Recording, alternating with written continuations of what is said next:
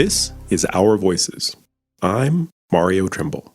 In order to be a place where everyone in our community feels valued and connected, we first have to ensure that everyone believes they belong. These are Our Voices, a joint podcast production from the Colorado and Denver Bar Associations Equity, Diversity, and Inclusivity Joint Steering Committee. Our Voices shines a light on the unique stories, experiences, and backgrounds of our member leaders so that we can help each other walk together.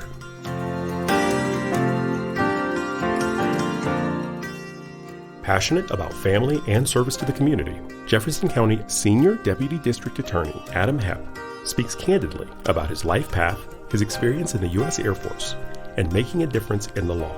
Adam sat down with our own Linda Moss and Mallory Revel to discuss alternative court systems designed to promote rehabilitation over incarceration, his love of Colorado, and professionalism in the Colorado legal community.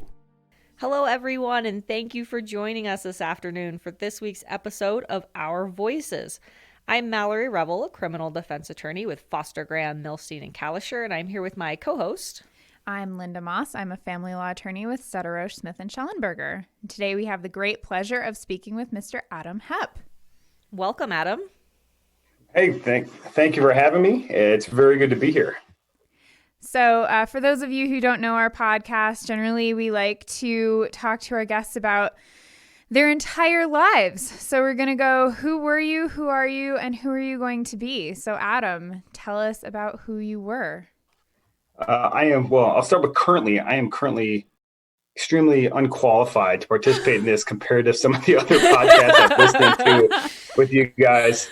So here we go. But I grew up in Wisconsin, in Milwaukee, actually. And I was the oldest of three boys. My dad was a police officer. My mom was a nurse. And we had a real big extended family. It was always busy. And sometimes with the three boys, we were all 16 months apart. It was a little rough, but always fun and lots of sports, lots of great family time, grandparents, aunts and uncles, and good place to grow up. Yeah. So you had a lot of family who lived around you? We did. And it just seemed like there's always yard work to do at families' houses. And so my dad would haul us over there and we'd be put to work and we have to kind of earn our supper. It was good, but it was a good place to grow up. And I was here through high school and I was wondering how long I was gone. And I got my 25th reunion notice. And so it's been 25 years. Wow. By the way, tips for all of you out there with young boys, yard work.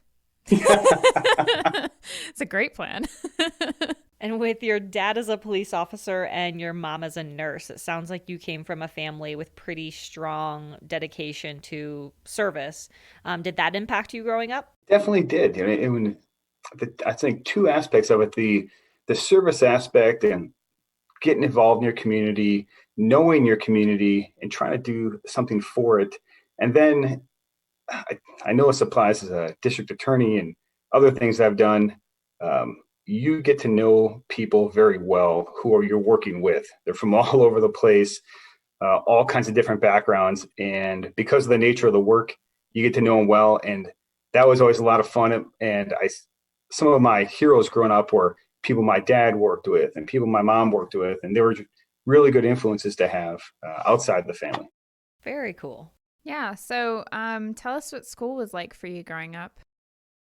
It was good. The biggest impact was in high school. I went to Marquette University High School. It's a Jesuit school here in Milwaukee. It used to be heavily associated with the university until I think about 100 years ago. They split into two different ones. And that, on top of my parents' careers and their influence, that was what really lit the fire of a service life and eventually profession for me. It was really a lot of lessons about how to work and how to compete because the school was very tough and they expected a lot of you. But more importantly, I had an economic teacher. And I remember thinking, okay, you really got to concentrate on this and do well in school. Mm-hmm. And he said, hey, the service aspect of what we teach at the school is more important than any of this. And as a 16-year-old, I thought he was crazy. And now as a 43-year-old, he was absolutely right. And it was great, a great experience. I still have great friends from Market High, and it changed my life. Where did you go to college? I started off at the University of Montana in Missoula, Montana, and I did 2 years there. I was in pre-law, like I think probably a lot of us were, and things were going well, but I got a big piece of influence shoved in my face that I did not anticipate. My sophomore year, one of my younger brothers went to the Air Force Academy, and I went down to visit him when he was a freshman because it's a little rough on the freshmen to get him off campus, get him dinner. And I met his sponsor parents, and the sponsor dad. It's like a local family that helps the wayward cadets down in Colorado Springs. And the sponsor dad was a fighter pilot, and the neighbor was a Air Force pilot. And after a weekend of hanging out with them and my brother, they said to me, "Hey, you could do this if you wanted to." And I never thought of aviation as a potential career before that, or the Air Force or anything like that. And they kind of clued me into that. And so at the end of that year, I packed up everything I owned in my little Buick, and I drove down to Fort Collins and entered at CSU and did 2 years there and graduated and got commissioned. That was a great experience. What was your favorite bar in Fort Collins? Fort Collins, there are quite a few. And, I've heard of these places, from friends, etc. But I might have liked the Trailhead in Fort Collins. They had Moosehead on tap, which, as people know, is a really high brow beer. It was kind of a Midwest themed bar. Maybe that just called to me. It felt homey. That was a great experience. Colorado State was a complete blast. And I was very spoiled, I thought, where I went to school between Missoula and Fort Collins. Yeah. How did you wind up in Missoula? My uncle, my godfather, my dad's brother, moved to Montana in about 75, I think it was, before I was born, for a job, and just fell in love with it. And we do vacations out there a lot. And so growing up, we'd pack up the family car and drive across the Dakotas and then all the way across Montana because Missoula is on the western edge. And we were out there probably every other year. I just fell in love with it and thought, this is where I'm going to make my life. And things turned out differently, of course. I left Montana, but I still have great friends there. It's a fond place in my heart. And so that's how I ended up. Some kid from Milwaukee showing up in Missoula, knowing exactly 0 people at the school. So you wound up in Fort Collins. I mean, it seems like, I don't know, was there a culture shock? It seems like you were moving a lot in kind of a short period of time. Fort Collins, the biggest culture shock was the weather was so much nicer in Colorado. It wasn't as cold. That was a nice thing. I was more impressed with the school, but I think the first move is the hardest. That first move, that first pangs of being homesick and not having a clue what's going on. After that first one, the second was a lot easier. And I was a little older, all of, mature age of 20, but also a different focus with joining Air Force ROTC. A little bigger support structure, and it was off to the races. Tell us about your military journey. Yeah. I'll spare you the details. I don't want anybody falling asleep as they're driving or walking listening to this podcast. Details. But I got commissioned out of Fort Collins. I competed at CSU in the program to get a pilot slot, and I was lucky enough to do that. And so I got commissioned, and then in August of 2000, then I was first stationed in Albuquerque for 6 months and did some flight screening there. And then I went to pilot training in Texas, in lovely Del Rio, Texas, right on the border. Not so great for socializing, but really good for flying. And so I did a pilot training, and then I got turned around, and I was an instructor there for 3 years. And a lot of lessons learned there about communicating to people, how to get the best out of students, and how to give somebody a technique that's going to work for them. Not so much of, what works for me or what I think should work for them, but what does work for them. And there's a lot of, I'll call it soul searching while you're an instructor, because you want your students to do well. And at first I was real aggressive and thought, I want every student to be better than I am, because I'm going to teach them everything I know. And with that, hey, they can be better than I am. And I wanted that for them, but it took me a while to realize that everybody's on their own journey. Everybody has their own motivations and willingness to, whether it's sacrifice or just what they want to end up flying. And so I really had to take a look at myself and think, okay, I'm going to let this person be the best they can be, not necessarily they're going to be better than me or better than some other instructor. It's let's just maximize their potential. And it really changed how I instructed. And I think I was a lot better. And I probably mellowed out a little bit too, which is good for everybody. So how long were you ultimately in the military and flying for? I was active duty for 12 years. So after Texas, I went and flew F-16s for a while in Phoenix and then in Utah, did a little time in Iraq. And then after that, the advice I got was, hey, go teach at F-16 school. You're set up for that. You're already an instructor. But I still wanted to go overseas. I still wanted to help out. And when I was in Iraq and people needed help, the person I would talk to get final clearance to do things was usually an Air Force guy embedded with the Army. And I didn't want to go teach again. And so I volunteered to be in charge of those guys, to work with those guys. And so I was lucky enough to go through airborne school, if you can call that lucky. And then I went off to Alaska to be with a small Air Force squadron embedded with the Army Brigade. And I went to Afghanistan with them.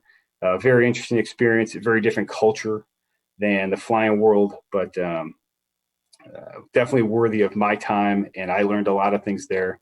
So I did a tour in Afghanistan, came back, and the most important part of my military career happened right after Afghanistan is because my wife, who is also in the Air Force, I met her in Alaska after I got back from Afghanistan.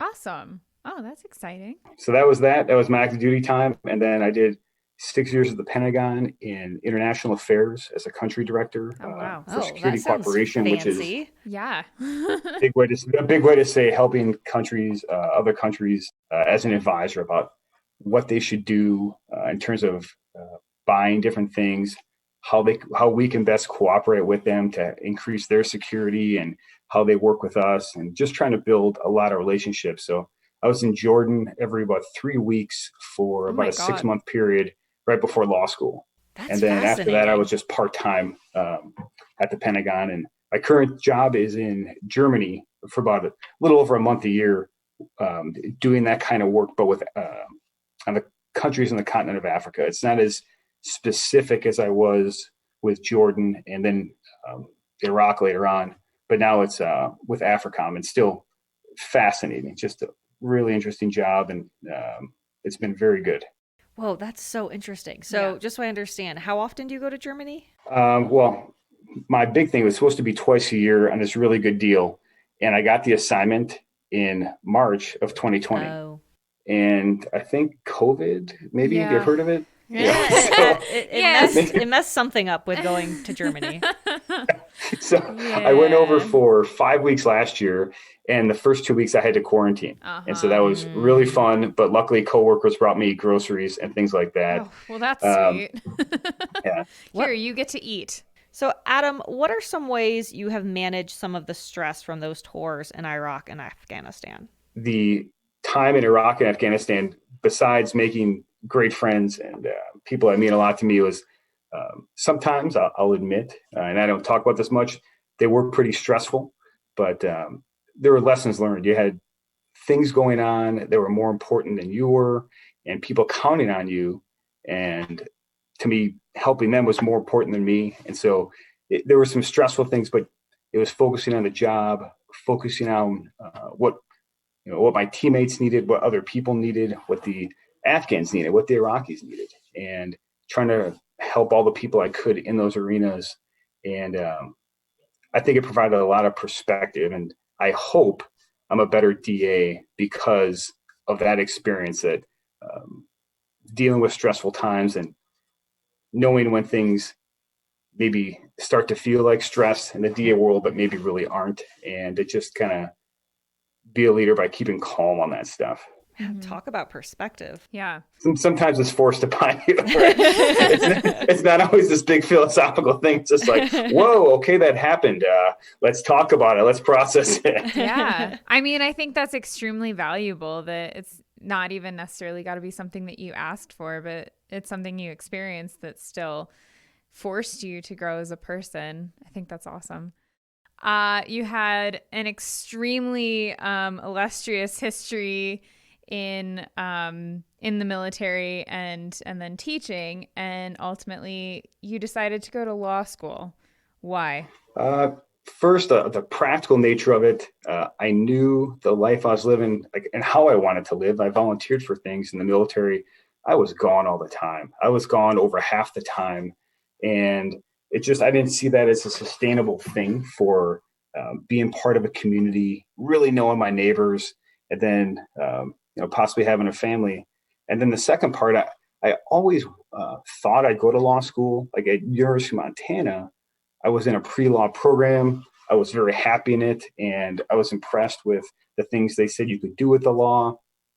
And so I wanted to be more involved and hands-on with the community that I lived in, that my kids went to school in.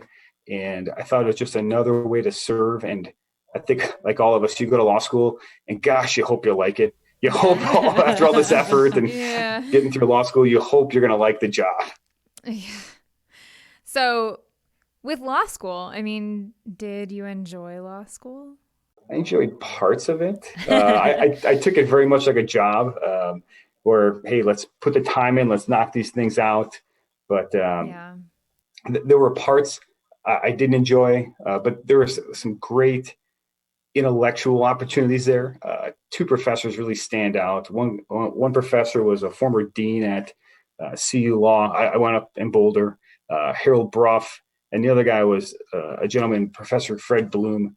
Just brought a lot of energy, a lot of authenticity to the classroom, and would really challenge students. And it was never, the nasty things you hear about law school where they're trying to put you down with a question. Yeah. It was a very much a supportive environment. That the classroom was a very special place. Mm-hmm. And we were also lucky at CU. I had two great adjunct professors. One, Justice Neil Gorsuch. He was my ethics professor. Oh, yeah. And wow. He would allow a lot of discussion. I mean, he would allow people to really challenge him and challenge different things in studying ethics.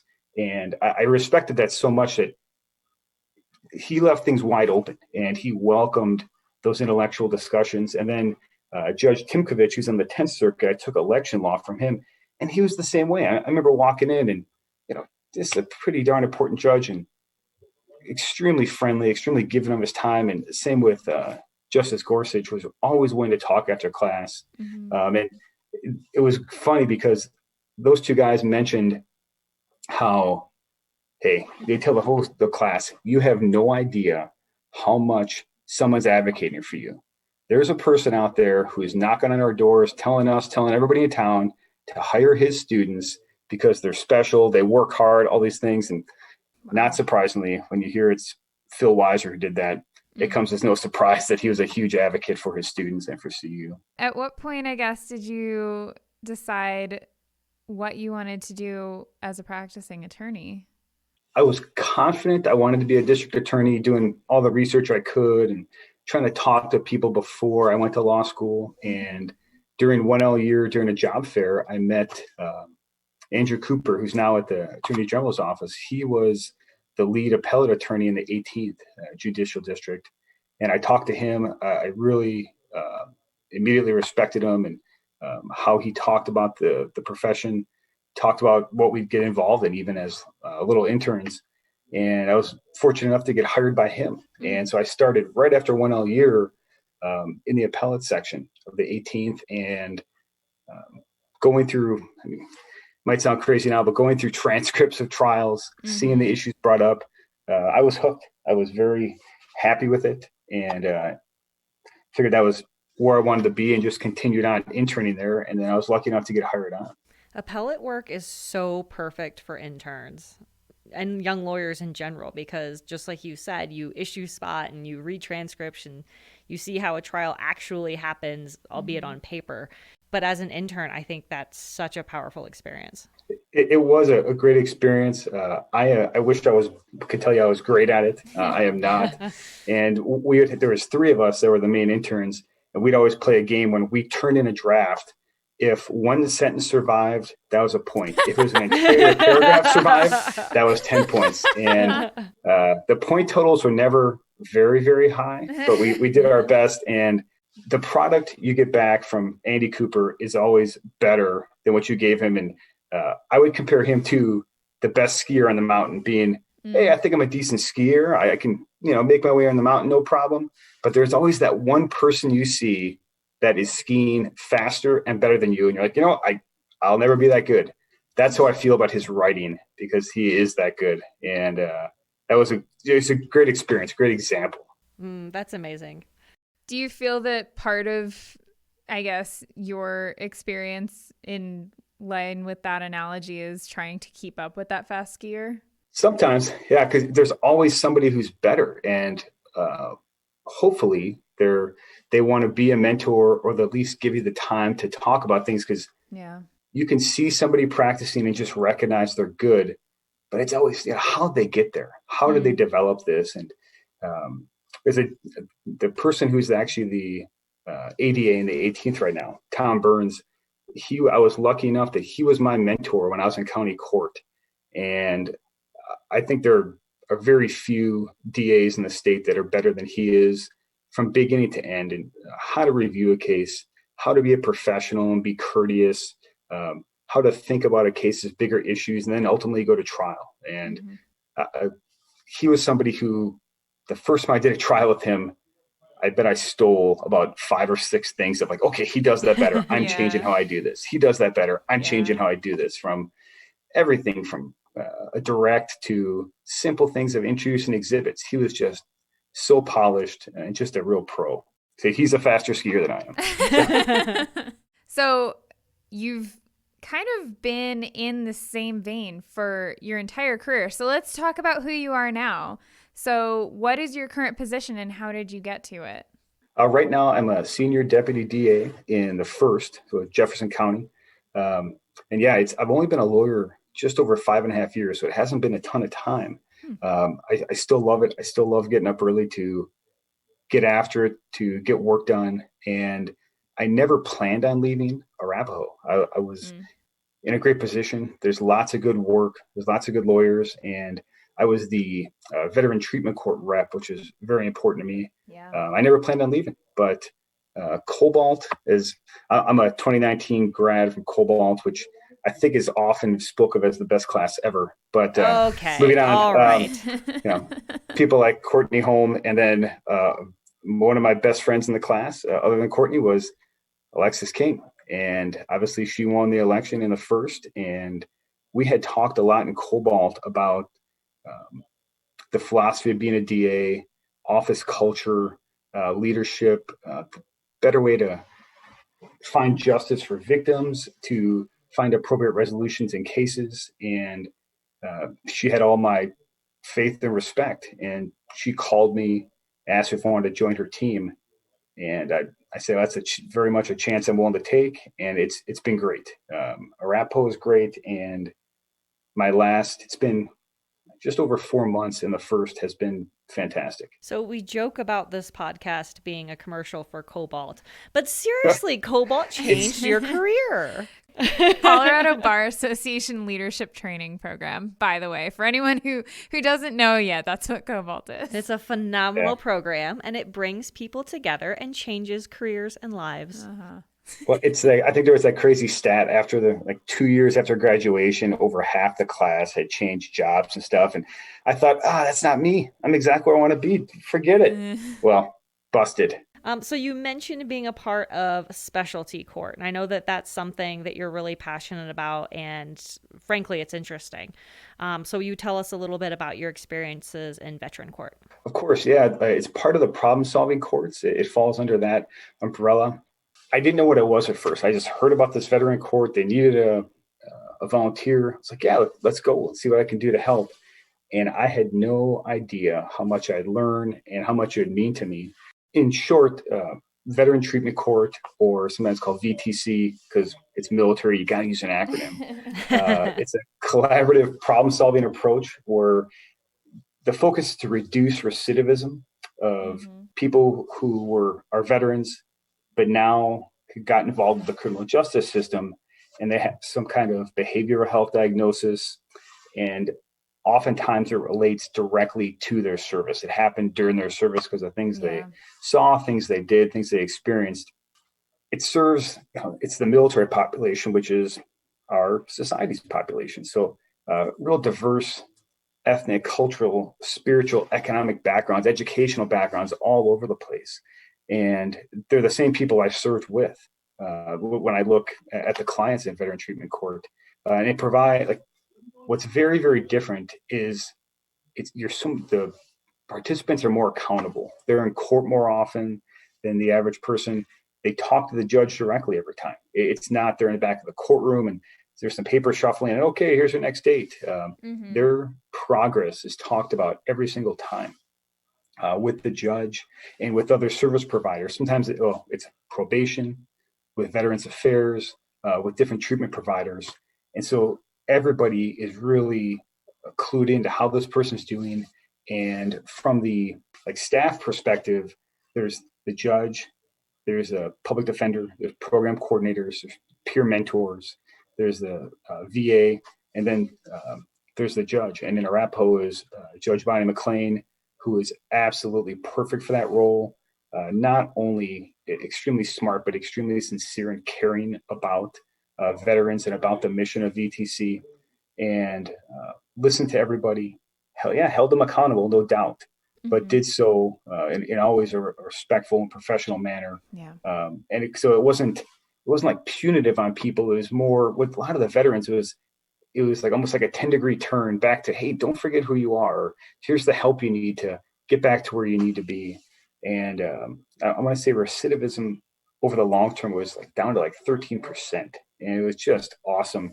The programs the vets got involved in, they're not this huge weight around the taxpayer's neck. They are programs that are out there through the state, through the VA. And it really, a way I thought about it is, here's people who helped defend freedom. Now we're trying to get them a little freedom back in their lives by helping them out with treatment and hopefully getting the heck out of the court system. And not that we need to plug Cobalt anymore, but it's so easy.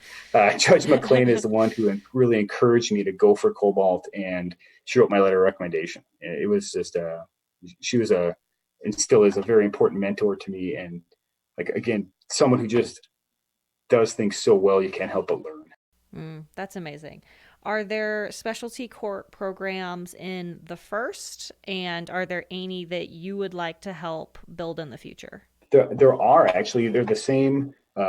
There's recovery court. There's veterans court, and did the whole gamut of problem-solving courts. And the office actually it's another one of the focuses that Alexis is looking at. And one of the podcast alumni, Tarek, he's taken that on and working that hard to see how we're doing things and see how we can improve. And the DA who's assigned to that right now is already doing really well. She allowed me to sit in and just kind of observe and learn, and I was impressed already. It was great. So I volunteered to help and try to get more involved. I don't want to leave my felony docket and doing trials and things, but I'll make the time to be in there because it's worthy, and selfishly, it really sustains you. Like if a lawyer needs a pick-me-up or a thing to remind them why this profession could be so important and how it can just have a direct impact on somebody's life in a very positive way, go to a problem-solving court graduation and hear the stories of the clients, see where they were, where they are now, what they've been through, what their journey's been. Every time you leave one of those things, you're like, all right, this is a good deal to be involved in this. And it's really a privilege to work with problem-solving courts. I couldn't agree more. It's such a tangible way to actually help people turn their lives around, which is amazing. This all kind of ties back into an interest in service that you had from a fairly young age. So how does that impact your practice as a DA? The first thing I try to remember, I mean, I'm far from perfect, that the mission and what we're doing is more important than anything selfish. There's always something to be put in front of you, and it's not about ego. It's not about what you want. It's okay, what's the right thing to do here? And that's, I think, where it immediately impacts me on a daily basis. But then also in the first, we have leadership that gives us the discretion to do the right thing. And so nobody is over your shoulder. Nobody's second guessing you. You're part of the team. You're here for a reason. Go out and do your best. And that collaborative type of service, those things, that's what I really think about when I think about why I like being a DA, why it's been so important to me, is that the service to others, getting people to have a better life than they currently have, or on the other side of it, protecting people by holding others accountable. And so it just, it's easy to remember it's not about me, because there's a whole lot of more important things going on than me. As far as, I don't know, what are your plans to better the world next?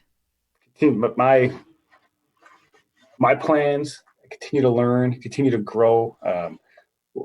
Things are just done a little different in Jefferson. They were in Arapahoe. And so I'm learning the differences. And then, hey, if I see a difference I don't like, who can I talk to about it? And, I haven't found a whole lot yet, but continuing to see things from other people's viewpoints, and hopefully continuing to lead or run. So much of it is, if you're going to be a leader, the first thing you got to do is set the example. And so trying to just be good for my teammates, support them, whether it's, and then talking to victims, getting trials done, doing well in my cases. That is that's what I think about for the future. And I know I'm deeply committed to public service, and I'll stay in public service for the rest of my career. And hopefully, as long as Alexis will let me keep working for her, I'll keep doing that. And that's my concern right now. And so do you want your kids to go into military service? They are 7 and 6. I don't think they have any concept of it. They know they know there's a picture of an airplane in my office, and that's about it. And so, when they're older, I'm sure we'll talk about it, but nobody pushed me into it. Nobody in my family was in the military before my brother went to the Air Force Academy. And my parents are just supportive. They never, said you have to do this or you can't do this. And so hopefully I can remain that calm with my kids, because it's not easy. Well, and also, do your kids want to be lawyers? Oh gosh. You're like, no. I don't know if I should start discouraging them. No, just kidding. No, it's first they got to figure out how to pay for law school. No, who knows? We'll see what becomes their passion and how they want to be involved with the world around them. I just hope they do that. And they're just finishing up second grade and kindergarten, so maybe next year I'll start them on LSAT prep. And I'm sorry, we also know that you just won an award from the Arapahoe Bar Association. Can you tell us about that? Yeah, last year, I can't think about the ACBA without thinking of Poria, because who doesn't love Poria? I mean, come on. Another Cobalt staple. Yeah, Cobalt alumni, and just a leader in word and deed. So through Judge McLean and through Poria, they encouraged me to get involved with the Arapahoe County Bar Association.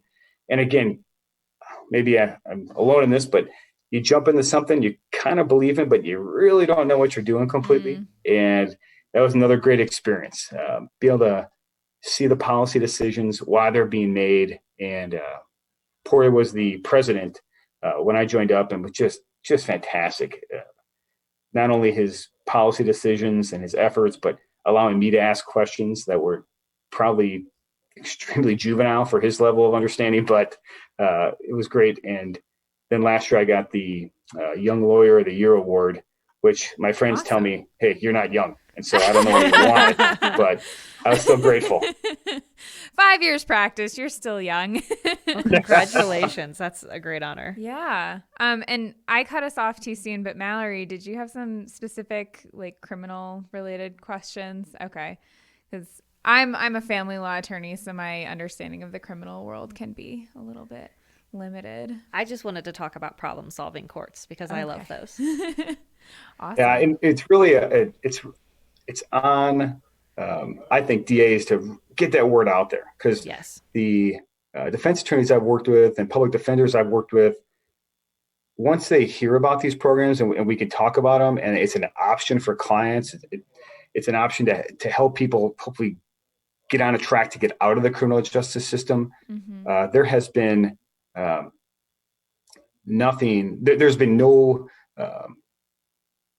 hesitation on it. If it works for their client, it's something their client wants to do and they're qualified for it, hey, let's get them in there. And I think it's on the DA's office to get the word out there a little more, make sure our office knows everything that's going on, and then get the word out to the defense bar and everybody else. And I know the VA and other parts of the court work very hard on doing that.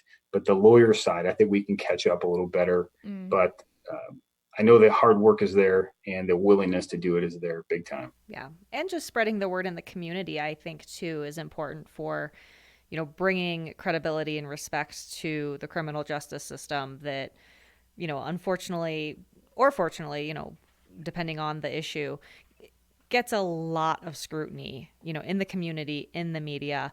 And then there's these really amazing success stories that just really aren't told. It's kind of the people in that inner circle that know them. So there's some really powerful success stories, I think, that the community could appreciate. I completely agree. And so much of it, whether it's through, Colorado Bar Association, like Jessica Brown's Lawyers as Leaders effort this year, and all the things she did and the CBA did to get that out there, it's getting that message out of, hey, here's what we're doing, here's what we are, and then telling the story a little bit to first other lawyers and then the community, because these vets and other people in problem-solving courts are part of the community. Absolutely. And our community's better when they're better. And ultimately, if people want dollars and cents it's cheaper to have somebody out living their life after a little bit of treatment than being in the criminal justice system. And then it's just better for everybody. And I'm a huge believer in it and look forward to doing a lot more work with it.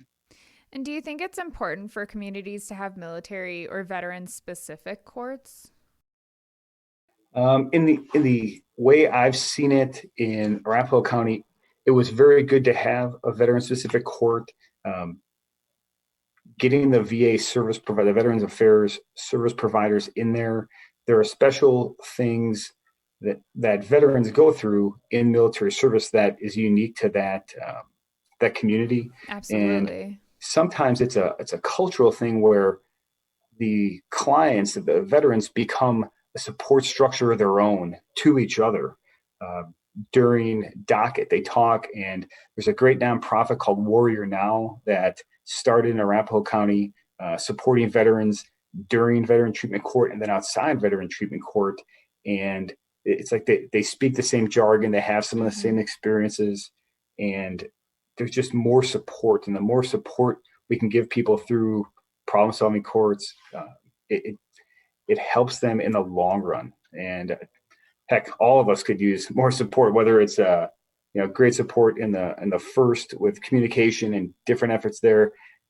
All of us do better when we have other human beings looking out for us. I'm curious too to hear from you about your relationship with defense attorneys and kind of what that looks like for you, how you maintain a collegial relationship with attorneys on the other side of your cases. Well, we clearly don't get along. Honestly, it's been acrimonious this entire time. And especially in criminal dockets, because you're seeing the same attorneys over and over again, right? Yeah, I think that's very fair. Like, in docket, you're having to, well, I shouldn't say you're having to, the poor PDs are having to deal with me a lot, just a couple of them. But in Justice Gorsuch always talked about you can disagree without being disagreeable. And I think about that a lot.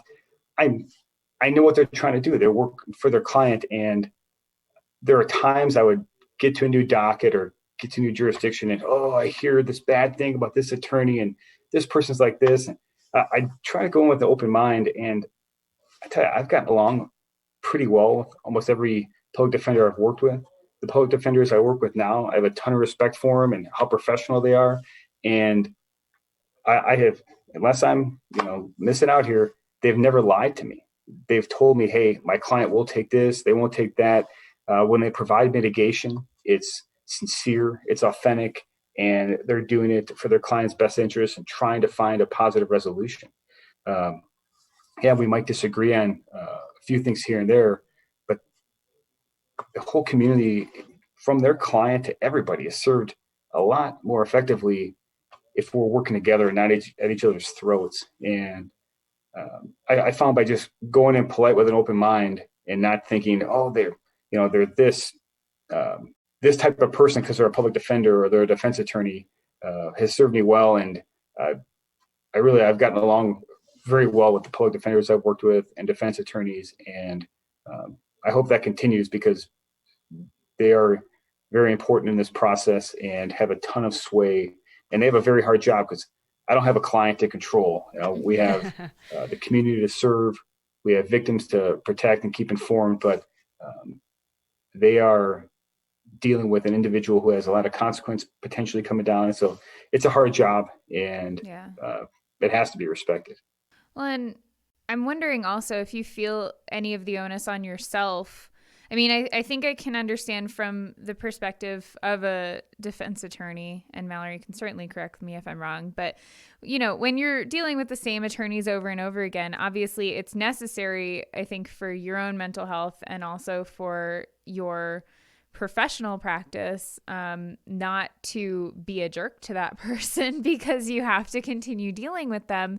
But then as a defense attorney, you also have that issue of making sure that you're maintaining respect with your client because you don't want the client to think that there's something going on, I guess, between the defense attorney and the prosecuting attorney. So do you feel any of that onus on yourself, or do you kind of just treat every case like it's the same? I always think, I work, I have two big bosses. First, I'm completely accountable to the community. And then I represent my boss. I represent the elected DA, who is not only very important to the community, but very important to me. And so those two things guide how I act. And it's every case is different. The charges are different. I'm not going to tell you the pawnbroker case is the same as the attempt murder or something like that. But I just try to remember that this is somebody's life, and they're dealing with consequences of it. So I just try to treat it all as a professional environment. I don't really get too chummy in the courtroom or things like that, and just always want to talk to somebody and keep just a professional demeanor all the time. And to me, that's also like showing respect to the other side, that I don't assume too much. I don't, think I know more than I do. It's, hey, I'm professional to them and just give them the respect they've earned. Okay. Well, I think we're just about out of time here. So, Adam, thank you so much for giving us your time today. We've really appreciated having the opportunity to talk to you and learn about your dedication to service to your community.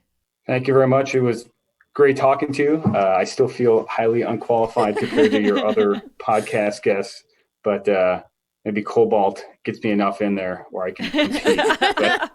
Yep, thank you very much, and thanks for getting these kind of messages out to our greater community. And it's been great. I've been listening to them on runs I've done and walking the dog, and it's been great. Thank you, Adam. It's been such a pleasure to have you. Yeah, thank you so much.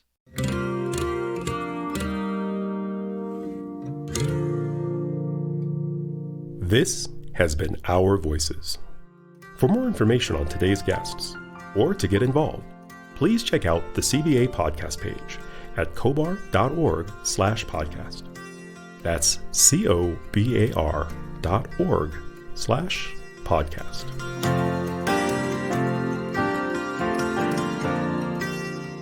This podcast series was created by members of the Colorado and Denver Bar Associations. This podcast is a collaborative effort of the EDI Joint Steering Committee messaging team, including Bonnie Schreiner, Mallory Hasbrook, Mo Watson, Mallory Revel, Linda Moss, Mario Trimble, Nicole Sperazza, Courtney Holm, Amy Lopez, Charles McGarvey, and Heather Folker. Our recording engineer is Rick Ponteleone of Lionsbridge Recording. Our co-producers and editors are Courtney Holm and Nicole Sperazza. Communications director is Charles McGarvey. And this podcast is made possible with the support of the Colorado and Denver Bar Associations. On behalf of all of us, thanks for listening to Our Voices.